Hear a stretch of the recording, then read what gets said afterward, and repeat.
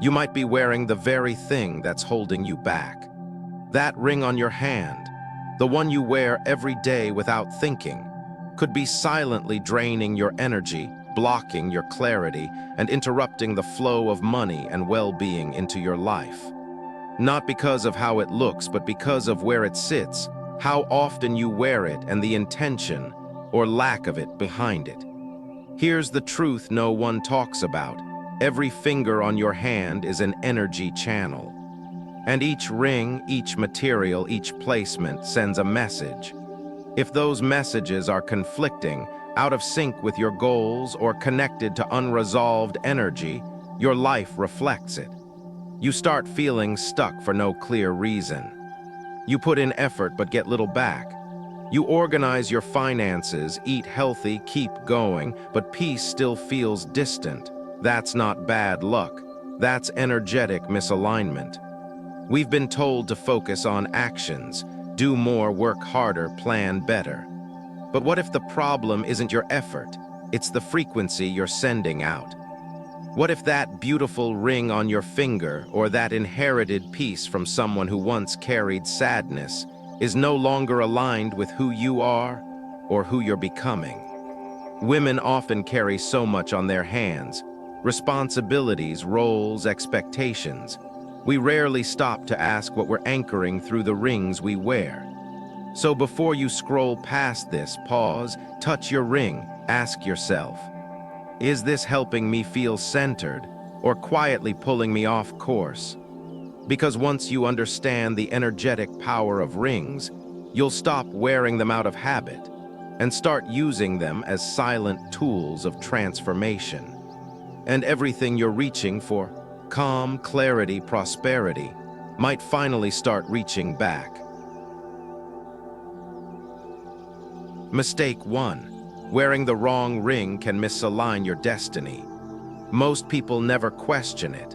You wake up, go through your morning routine, and somewhere between coffee and checking your phone, you slide on that ring. Maybe it's a wedding band. Maybe it's a gift, a family heirloom, or something you bought because it felt you at the time. But here's the uncomfortable truth. Wearing a ring on the wrong finger, even slightly out of alignment with your current season of life, can quietly pull you off your path. Not dramatically, not in a way that sets off alarms, but subtly, like a GPS that's just a few degrees off, taking you somewhere you never meant to go. Every finger represents something deeper than we're taught. Your body holds a wisdom your mind often ignores. In ancient energy traditions, and confirmed by how we physically and emotionally process life, each finger is linked to a part of your identity. Direction, creativity, relationships, personal power, emotional grounding. When you wear a ring, you're not just decorating that finger, you're activating it. You're placing weight, attention, and intention on a specific area of your life. And if that placement doesn't match your needs, it creates tension beneath the surface. Tension you might feel as anxiety, indecision, emotional overwhelm, or even bad luck. Let's talk specifics. The middle finger, for example, sits right at the center. It governs balance, responsibility, and self-awareness. It's your energetic stabilizer. Wearing a ring here can help ground you if you're seeking clarity, harmony, or decision-making power. But many people wear fashion rings on their middle fingers just because it looks balanced, without realizing they're unintentionally pulling energy toward constant self-correction, even pressure. If you're someone who already tends to overthink, who feels responsible for everything and everyone, a ring on your middle finger may amplify that burden. It can leave you feeling emotionally heavy, like you're holding the world in your hands without knowing why. The index finger is another misunderstood space. It's the finger of direction, your vision, goals, leadership.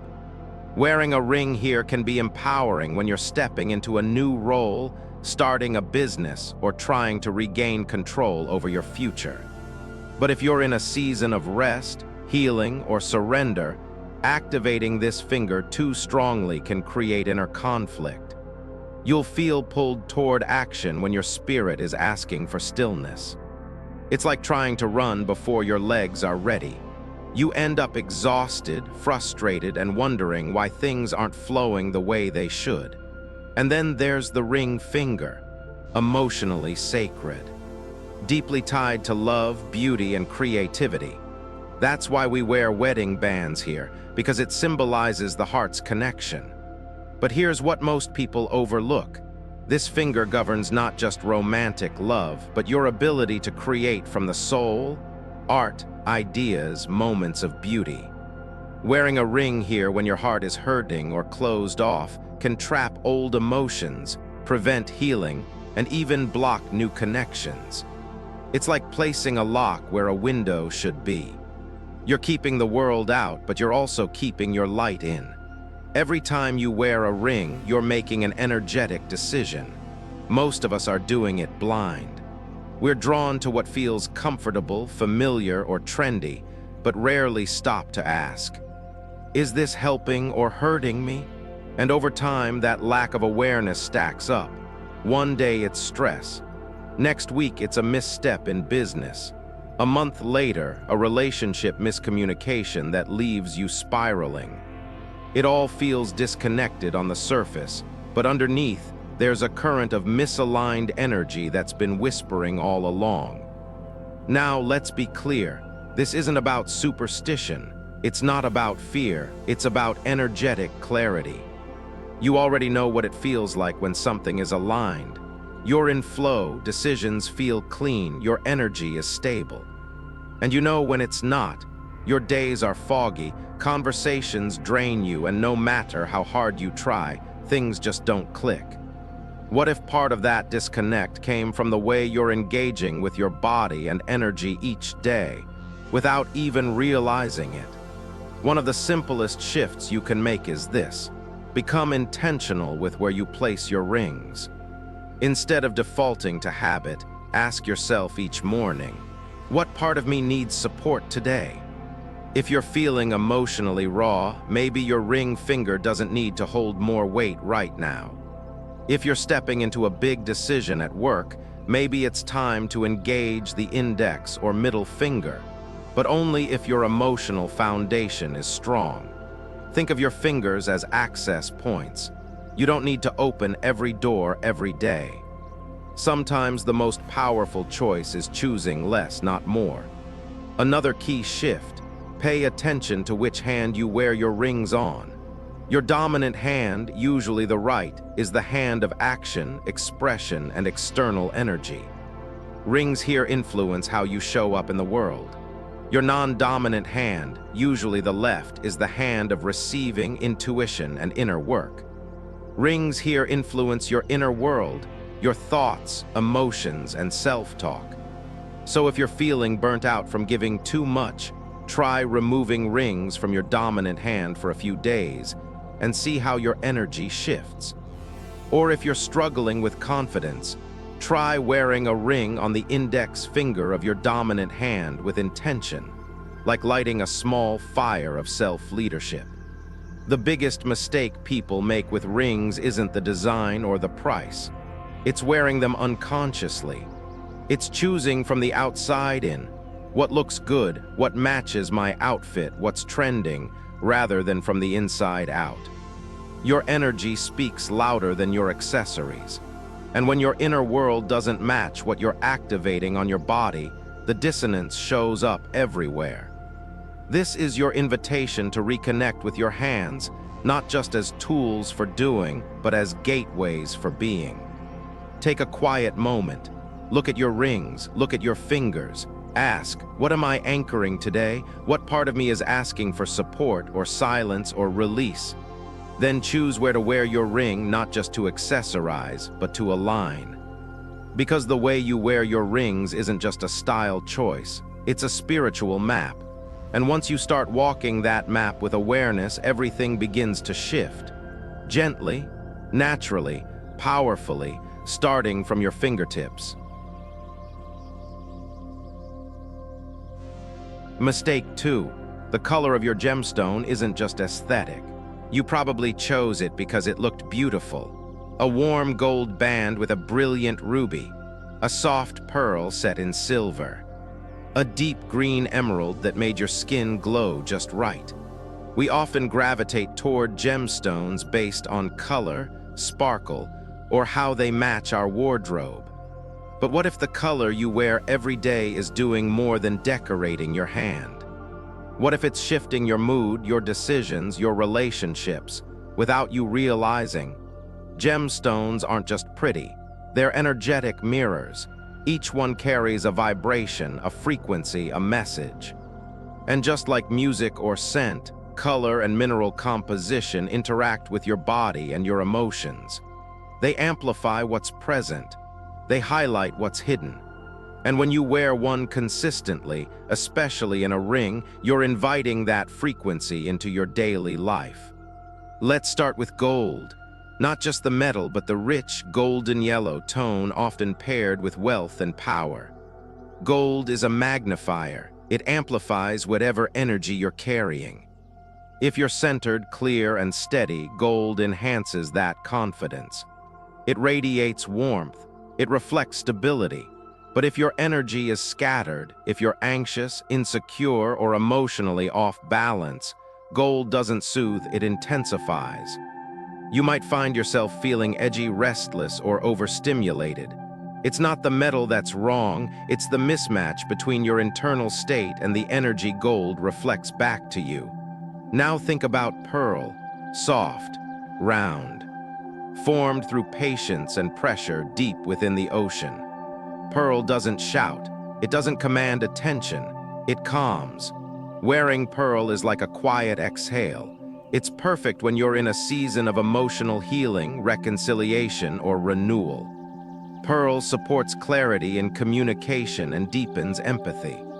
That's why many high-level negotiators or relationship coaches wear pearls. They don't overpower the conversation. They hold space for truth to rise gently. Then there's emerald, green like spring, steady like breath. Emerald is a stone of restoration, mental, emotional, and sometimes even physical. It helps clear mental fog, balance nervous energy, and support long-term decision-making. It's the perfect companion for thinkers, planners, and those navigating transitions. But here's the catch. Emerald doesn't move fast. If you're craving quick wins or dramatic shifts, it may feel too subtle. That doesn't mean it's not working. It's just not forcing. Emerald invites you to come back to yourself slowly, consistently, until your thoughts stop racing and clarity emerges like sunlight through trees. Ruby, on the other hand, is fire, passion, action. This deep red gem is for movement, ambition, and courage. It's the stone of entrepreneurs, visionaries, people with bold dreams and the desire to make them real. Ruby says, "Get up, do something, speak your truth." But like all fire, it needs to be respected. If you're already running hot, emotionally reactive, physically exhausted, mentally overloaded, Ruby can push you over the edge. It's not here to slow you down. It's here to light the match. So wear it when you're ready to act, not when you need to rest. And then sapphire, deep blue, still, cool. It doesn't beg for attention, it listens. Sapphire is for insight, inner wisdom, and spiritual alignment. It helps quiet anxiety and supports deep, reflective thinking.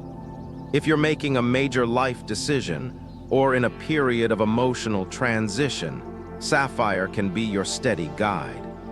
It doesn't tell you what to do, it creates the space for you to hear what you already know. It's not reactive, it's responsive. There's a difference. And most of us in the chaos of daily life need more of that.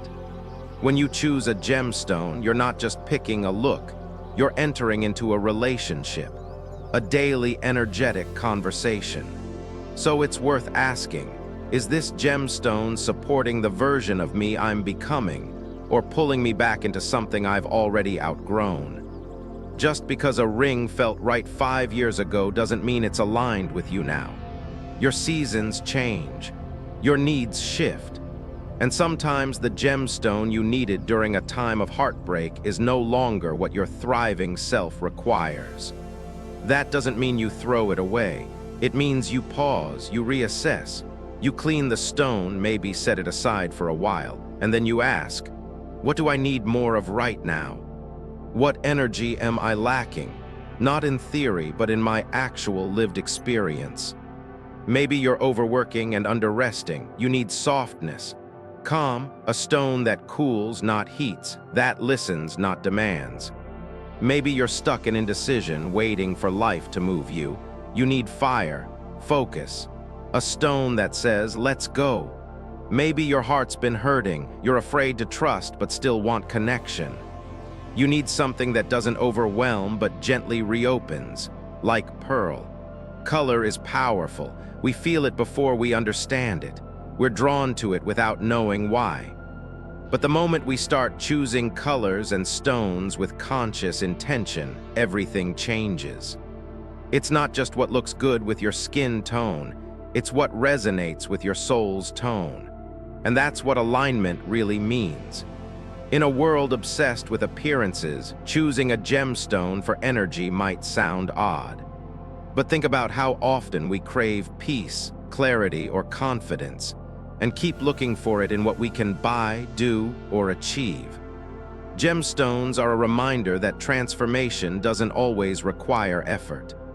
Sometimes it just requires presence, a quiet recalibration, a daily moment of connection between your inner self and the outer tools you use.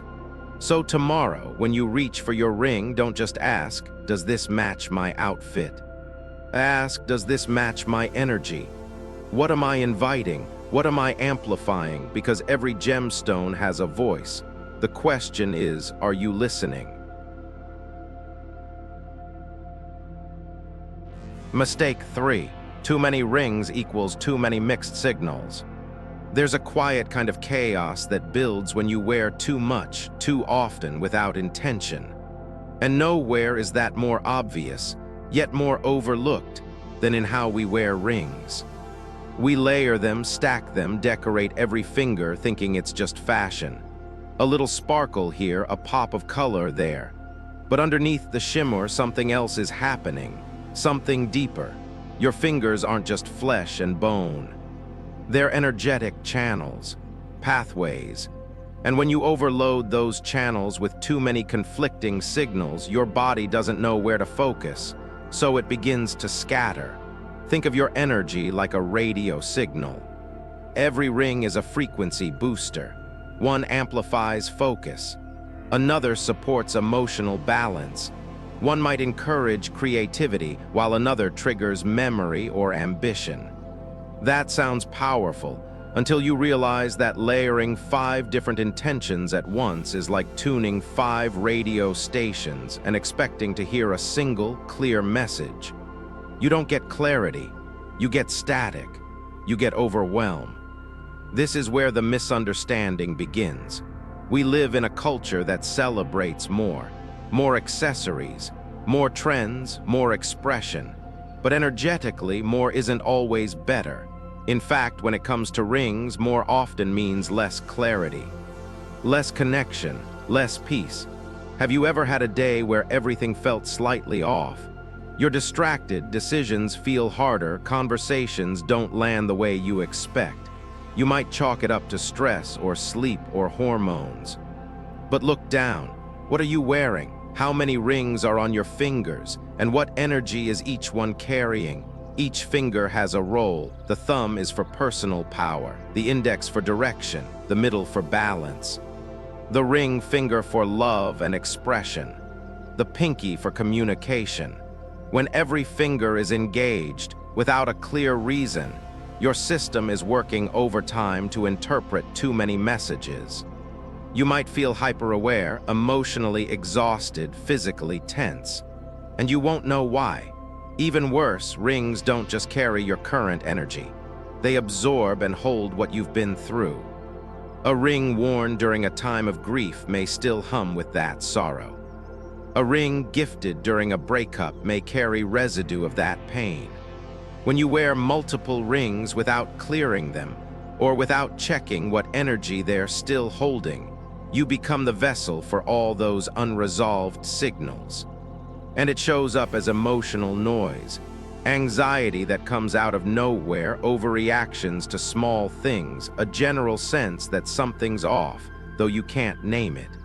The solution isn't to throw away your collection, it's to become selective, mindful. What would shift if you started each morning by asking, "What's the one thing I want to feel today?" Just one, not five. Then pick one ring that supports that energy. Place it on the finger that corresponds. Wear it with intention. Let it be enough, because here's the thing, clarity is magnetic. When your energy is focused and aligned, people feel it. Opportunities respond to it. Your choices become simpler, your boundaries clearer. It's not magic, it's resonance. And your rings can either support that resonance or disrupt it. There's also something deeply grounding about restraint. In a world full of noise, silence becomes sacred. In a culture of more, choosing less becomes powerful. Wearing one meaningful ring with full awareness carries far more impact than stacking 5 without thought. It's the difference between shouting in 5 directions and speaking with calm conviction in one. This doesn't mean you can't express your style. It means your style becomes infused with meaning. You wear beauty with purpose. You express not just what looks good, but what feels aligned. And that's the kind of beauty that doesn't fade. Try this. For 1 week, choose a single ring each day. No stacking, no doubling up, just one. Let it reflect your focus, your hope, your need. Pay attention to how your body feels, how your mind responds, how others react to your presence. You might be surprised by what opens up, not because you did more, but because you did less better. Then, once a month, take your rings and clear them. Physically clean them if you'd like, but also clear the energy. Hold them in your palm. Breathe, ask yourself what each one represents. Does it still match who you are now? Or is it carrying a version of you that you've already outgrown? If it's the latter, thank the ring for what it carried. Then set it aside. Not with judgment, but with love. Because growth means releasing what no longer fits, even when it's beautiful. There's one more truth to hold gently. You don't need your rings to validate you. They're companions, not crutches. Tools, not trophies. You're the source of your energy, your alignment, your peace. The ring is just a mirror, one you can polish, adjust, or set down. So the next time you're tempted to wear them all, pause, ask yourself, what am I signaling today? What part of me needs presence, not pressure? And if you choose to wear just one, wear it not to impress, but to align, not to be seen, but to see clearly. Because in the quiet power of one clear choice, your energy finds its true voice. And when that voice is steady, the rest of your life begins to listen. Mistake 4. Inherited rings may carry unspoken stories. Some rings don't belong to us, but we wear them anyway. A grandmother's wedding band, a mother's anniversary ring. A token from someone who meant the world, or someone we never really knew. These rings come with weight, not just physical weight, but emotional and energetic history. And while we may wear them to honor the past, we often forget to ask, what else am I carrying when I slip this on? There's a tenderness in inherited jewelry, a quiet reverence. You feel it when you open the box, when you touch the metal that once rested on someone else's skin. It's natural to feel connected, to feel love. But not all stories passed down are joyful. Some carry grief, resentment, betrayal, unspoken wounds. And when we wear those stories, without clearing them, without acknowledging them, we may find ourselves living inside someone else's unresolved emotions. Energy clings to what we hold close. Jewelry, especially rings worn daily, absorbs the vibration of their wearers. Think about it. A ring sits on a finger, pulses with your blood, touches your skin through every heartbreak, every argument, every anxious moment. Over time, that energy becomes embedded in the metal in the stone. It becomes part of the ring's silent memory. So when you inherit a ring, you're not just receiving gold or diamonds. You're receiving energy, both conscious and unconscious. And if you're not aware of that, you might start noticing strange shifts in your life. Subtle at first, a sense of heaviness that lingers, emotions that feel unfamiliar, even disconnected from your current reality. Maybe you start feeling stuck in ways that don't make sense, like you're carrying burdens that aren't yours. That's not your imagination, it's resonance. It's your body reacting to energy that doesn't align with your present self. And it's your invitation to pause and examine what you're holding onto. Wearing inherited rings is not wrong, but wearing them unconsciously can create emotional static. You may be trying to move forward in life, while the ring you wear pulls you backward, into memories, expectations, or pain that no longer belongs to you. And because it happens subtly, most people don't realize it. They just feel blocked, unmotivated, off track. So what can you do? Start with awareness. The next time you pick up that ring, don't just slip it on out of habit. Hold it. Look at it, ask yourself, what do I know about the person who wore this? What were they going through when they wore it? What parts of their story do I want to honor, and which parts do I need to release? It's okay if you don't know all the answers. This isn't about judgment. It's about intention. Maybe your mother wore that ring during a time of deep grief. Maybe your grandmother never felt fully seen in her marriage. Maybe the person who passed it down never had the chance to heal. You're not responsible for their pain, but you are responsible for what you choose to carry forward. If you feel that an inherited ring might be holding onto unresolved energy, don't panic. There are gentle, respectful ways to reset its energy and reclaim it as your own. One simple ritual is this: hold the ring in your hands and close your eyes. Take 3 deep breaths. With each breath, imagine releasing anything that isn't yours. You don't need to name it, just release it. Then set the ring in a small bowl of water with sea salt or under soft morning sunlight. Both are natural purifiers. As you do this, whisper a quiet intention. I honor the story this ring carries. I release what no longer serves. I wear this now with clarity, with love, and in alignment with who I am today. You may feel silly at first. That's okay. You're not performing magic. You're creating meaning.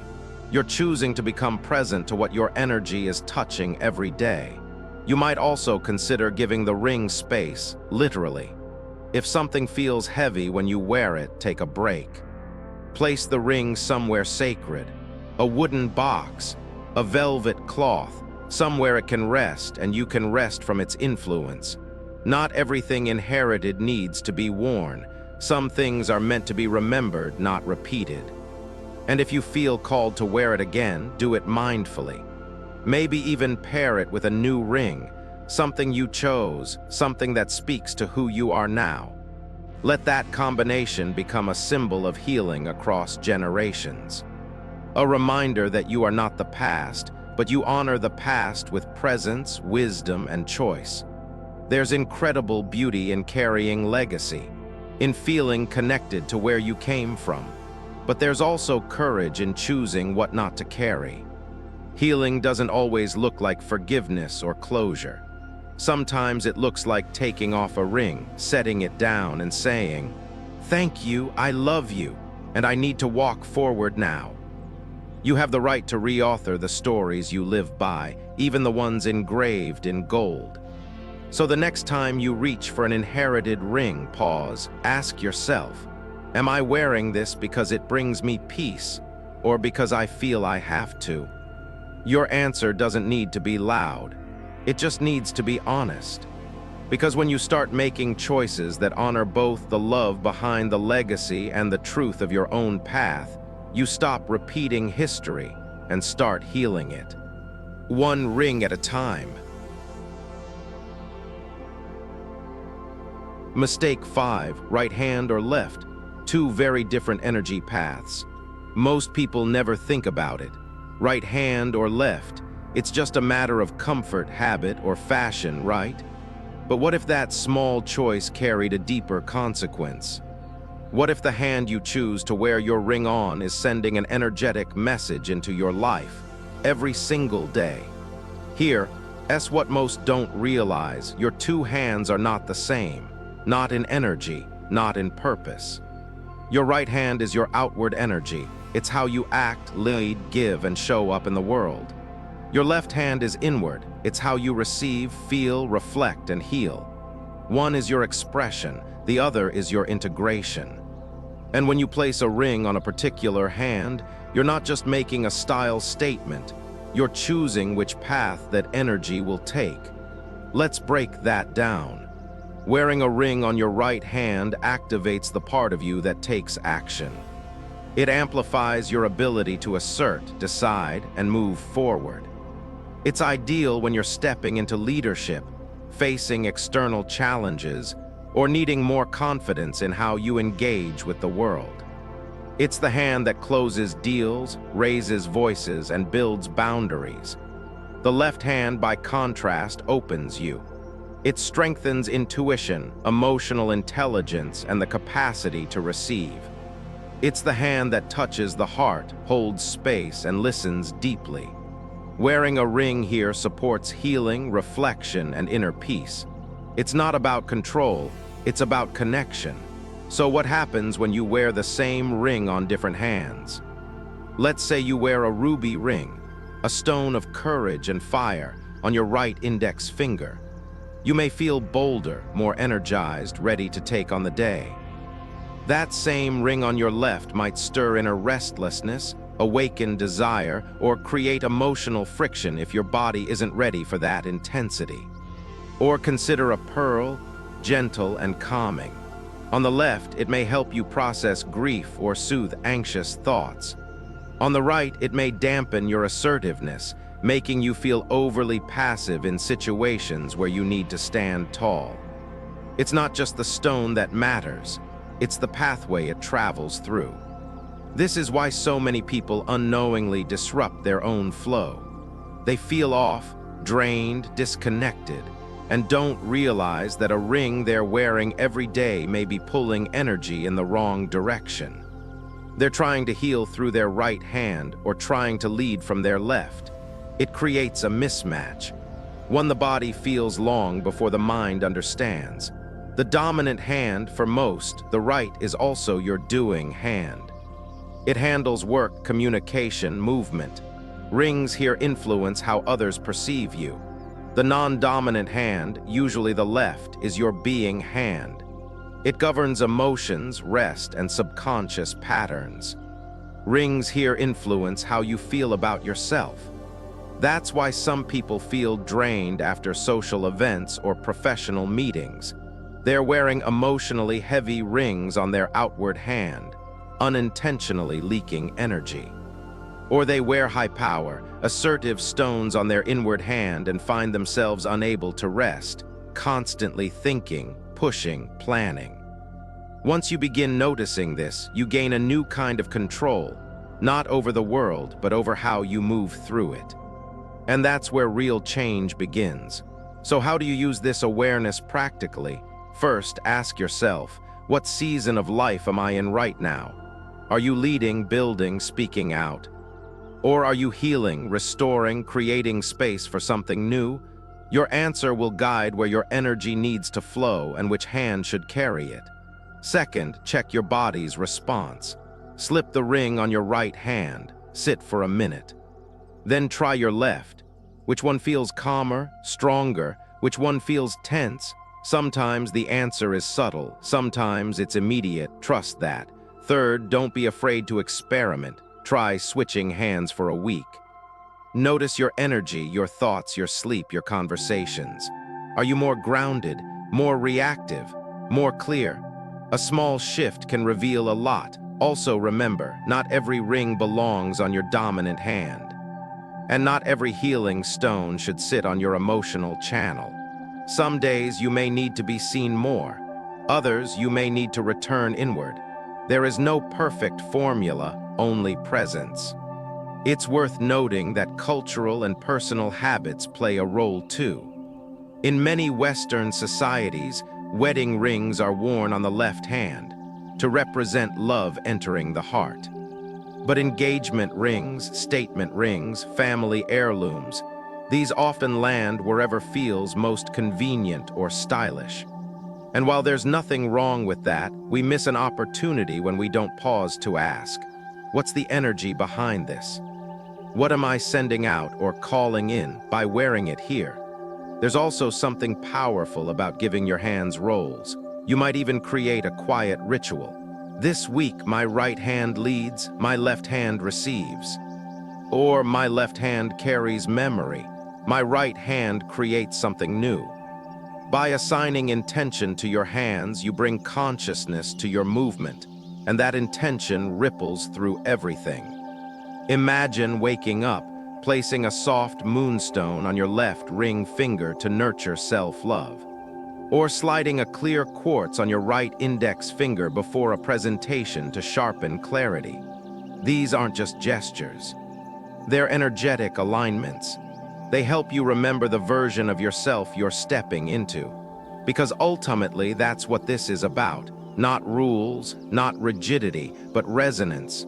You get to choose what you amplify, what you carry, what you let go. So tomorrow, when you reach for that ring, pause. Don't just ask, which outfit does this match? Ask, which part of me does this serve today? Then choose your hand with care.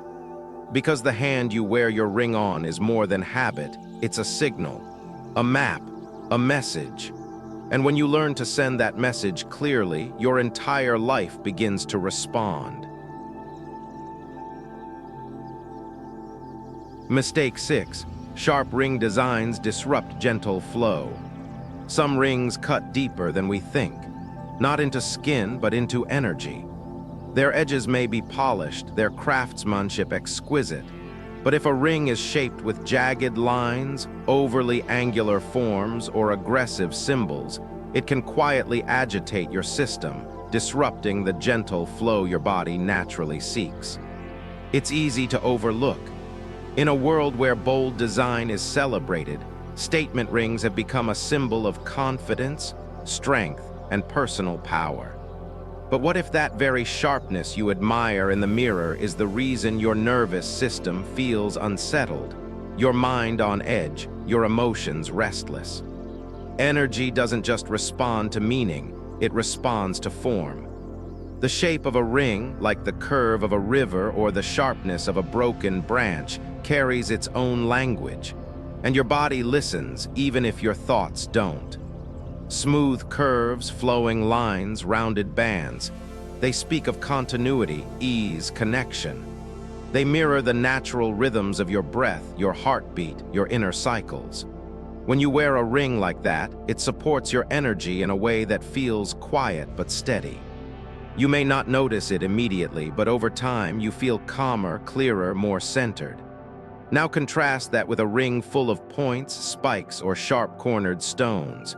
It may feel empowering for a moment, edgy, stylish, assertive. But as the hours pass, you might start feeling more irritable, overstimulated, or disconnected. Your thoughts race. Small things feel like big things. You can't quite relax. That's not a coincidence, that's friction. Sharp designs create energetic interruption. Instead of channeling energy smoothly around your hand, they fragment it. The flow gets broken, diverted, split in too many directions. And over time, your system mirrors that fragmentation, with scattered focus, inconsistent moods, or low-level tension that never quite leaves. It's not about aesthetics, it's about alignment. Of course, this doesn't mean every ring must look like a wedding band. There's space for expression, boldness, creativity. But ask yourself this: does this ring help me return to myself, or does it pull me outward? Does it feel like an extension of who I am, or an armor I wear to protect what I don't want to reveal? Some rings feel like weapons, others feel like invitations. There's also a deeper layer, your body type and personal sensitivity. If you have slender fingers or delicate wrists, bulky or rigid rings can throw off your physical balance. They feel heavy, not just to the touch, but in your energy field. A ring should move with you, not against you. It should complement your gestures, not distract from them. You shouldn't feel the need to constantly adjust it, remove it midday, or unconsciously fidget with it. Those are subtle signs your body is rejecting it. Here's something gentle to try. Take all your rings and lay them out. Not by price, not by sentiment, just by shape. Which ones look harsh, which ones look soft, which ones feel like comfort, and which ones feel like control. Then ask your body, not your mind, which of these do I want to carry today? You might be surprised by the answer. And if you're drawn to a sharp-edged ring for emotional reasons, say to feel stronger, bolder, more in control, pause. What if you didn't need the shape of sharpness to embody your strength? What if real strength isn't in the edges, but in the calm, in the steadiness, in wearing something that doesn't scream who you are, but simply holds space for you to be? Your hands are sacred spaces. They reach, give, create, connect. They deserve tools that honor that sacredness. And in many ways, your ring is a tool, not just an accessory. It either cuts through your field or it holds it. One agitates. The other supports, and you get to choose. So tomorrow, when you reach for a ring, let your fingers decide before your eyes do. Hold it in your palm, feel its weight, its shape. Notice what shifts inside you before you even put it on. Because how you feel before the ring touches your skin often says more than how it looks once it's there. Beauty is powerful, but harmony, that's healing. And your energy, it already knows the difference. Mistake 7. Choose rings based on your emotional season, not fashion trends. Fashion changes, seasons shift, and yet many of us keep wearing the same ring day after day like it's a fixed part of who we are. But here's something no stylist will ever tell you. The ring that served you beautifully last year might not be what your energy needs right now. Because just like nature, we live through emotional seasons. There are times we feel expansive, driven, creative, wide open. And there are times we're in retreat, tender, raw, rebuilding from something we can't even name yet. The problem is most of us don't dress our energy. We dress our image, and that's where the mismatch begins. Imagine wearing a bold ruby, fiery, passionate, full of movement when your heart is grieving. That kind of intensity might not uplift you. It might push your nervous system too far, too fast. Or maybe you're in a quiet chapter of reflection, but still wearing a ring you once bought during your hustle era. It doesn't fit anymore, not physically, but energetically. Rings are like emotional mirrors. They reflect back what you ask them to carry. So if you keep wearing a ring tied to an older version of yourself, a relationship you've outgrown, a career you've stepped away from, a phase where your worth depended on being more, you might unintentionally be holding yourself back from becoming who you are now. That's why it's so powerful to begin choosing your ring based on what you feel, not just what looks good. Ask yourself, what season of self am I in? If you're moving through deep rest or healing, soft stones like moonstone or rose quartz can support you without demanding too much. If you're rebuilding confidence, citrine or sunstone might help awaken joy and direction.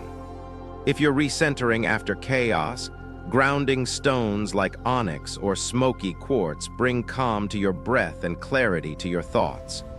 And then there are the days when you feel bold, awake, ready to make a move. That's when rubies shine, or carnelian, or even a strong geometric design that says, I know who I am today. This isn't about labeling stones with fixed powers. It's about noticing how your body responds. There's wisdom in asking, do I feel more like myself when I wear this? Or do I feel like I'm trying to be someone else? Most of us have been taught to wear what others will admire. But what if your ring didn't need to impress anyone? What if it simply needed to support you? Try this. Each morning before reaching for your jewelry, close your eyes. Place your hand on your chest and ask, what do I need more of today? Softness, courage, balance, direction. Then let that answer guide you, not just in what ring you choose, but where you wear it and how you carry yourself throughout the day. Over time, this quiet ritual becomes a form of self-honoring. Your ring is no longer just an object. It becomes a reminder, a touchstone, a small daily act of alignment. And the more you do it, the less you feel the need to conform to anyone else's idea of beauty or strength. You begin to feel it from within. And maybe, just maybe, someone will ask about your ring. Not because it's flashy or trendy, but because there's something grounded and glowing about the way you wear it. And in that moment, you'll know. You're no longer wearing rings to look a certain way. You're wearing them to feel whole. Because your emotional season matters. And when your outer choices reflect your inner truth, the world stops feeling so heavy. The day feels more spacious, and your energy finally gets to breathe. Mistake 8. A ring is a silent vow, not just decoration. Most people see a ring as something you wear, something to complete an outfit, mark a relationship, or reflect a style. But if you pause long enough, if you really slow down and listen, you'll realize a ring can be something much more. It can be a silent vow, not to the world, not even to someone else, but to yourself. We often forget how powerful symbols are, and we forget that the most profound commitments we make are rarely spoken out loud. They live in our daily choices, in the way we move, the way we treat others, and the way we return to ourselves after life shakes us off course. A ring can become part of that returning, if we let it. Think about how often you've worn a ring just because it's what you always do. Maybe it's been on your finger for years, maybe it was a gift, or maybe it's simply what you reach for because it feels familiar. But behind that repetition, there's a question waiting to be asked. What does this ring actually mean to me? Not what it meant when I first got it, not what it meant to someone else, but what it means today, to this version of me. Because here's the quiet truth, we are always becoming. And when we start living more mindfully, our objects can become mirrors for that becoming. A ring is a perfect place to begin. You don't need a ceremony. You don't need special words. All you need is presence. When you pick up your ring tomorrow morning, pause, hold it gently. Let it rest in your palm like something sacred. And ask yourself, not with urgency, but with tenderness, what do I want this to hold for me today? Maybe it's calm, or courage, or clarity. Maybe it's the reminder that you don't need to chase anyone's approval anymore. Or the soft affirmation that you're allowed to rest, that you are worthy without doing, proving, or striving. When you put the ring on, do it slowly, as if sealing a quiet promise with your future self. As if saying, I'm choosing to live with intention, not impulse. That moment, so small, so simple, can shift your entire day. Because it isn't the metal or the stone that changes you. It's the meaning you choose to breathe into it. A ring becomes powerful when it's anchored in truth. And truth doesn't need to be loud. It just needs to be real. Maybe this sounds too gentle to matter. But in a world addicted to noise, gentleness is revolutionary. When your life is full of demands, of roles and expectations and deadlines, having one small thing you choose entirely for yourself becomes radical. It becomes a thread of self-connection you can keep holding, no matter what the day brings. And what you'll start to notice over time is this: the ring stops being just a thing. It becomes a presence, a reminder, a returning. On days when you feel lost, your hand finds it and you remember. I'm not here to be everything for everyone. I'm here to be real with myself. On days when you feel brave, it becomes your grounding, your anchor as you step into something new. On quiet evenings, it sits beside you on a tray or a nightstand and reminds you how far you've come. Some people wear rings for beauty, some for status, some because they always have. But you're invited to wear yours as a vow. A soft, private vow. A promise no one else needs to understand. Because the strongest commitments are often the quietest ones. The ones that don't need validation. The ones that stay even when everything else feels uncertain. So tomorrow and every day after, before you slip your ring on, ask, what do I want to carry with me today? And what do I want to let go of? The ring will listen, not because it holds magic, but because you do. Final. By now, you may never look at your rings the same way again. And that's the point. Not to complicate something simple, but to finally honor how much meaning something simple can hold. Because it was never just about gold or silver or stones. It was never just about which finger or which hand or which style. It was about presence, awareness, and how the small, almost invisible choices you make each day quietly shape the way your energy moves and the life that unfolds because of it. The way you wear a ring can reflect your self-respect. It can mirror your clarity or your confusion. It can amplify your intentions or echo unresolved stories you didn't even know you were still carrying. And the moment you begin choosing your ring with care, not as habit, not for show, but as a moment of alignment, that's the moment your relationship with energy begins to shift. This is not spiritual fluff. This is neuroscience. This is somatics. The body responds to intention. The nervous system relaxes when it feels coherence between action and purpose. When you put something on your body that reflects your current emotional truth, your system stabilizes. That's why a single mindful act, like choosing the right ring, can lead to clearer decisions, lighter emotions, stronger boundaries, better sleep, more natural confidence. It's not magic, it's attunement. And attunement is what so many of us are missing, not because we're broken, but because we're busy. Because no one ever taught us that something as small as a ring could become a daily reminder to return to ourselves. No one told us that fingers are more than anatomy, they're emotional landscapes. That our hands speak long before our mouths do. That beauty, when chosen with meaning, becomes medicine. So here's your quiet invitation. Let your rings become tools of remembering. Let them remind you of what matters, of who you are becoming, of how you want to show up in a world that's constantly asking you to forget yourself. And when you catch yourself reaching for something just because it's familiar or beautiful or expected, pause. Breathe. Ask the deeper question. What am I anchoring today? What does my energy need right now? Because awareness creates space. And space gives your intuition room to rise. And from there, everything you've been chasing, peace, clarity, balance, trust, doesn't feel so far away anymore. Sometimes all it takes is one ring.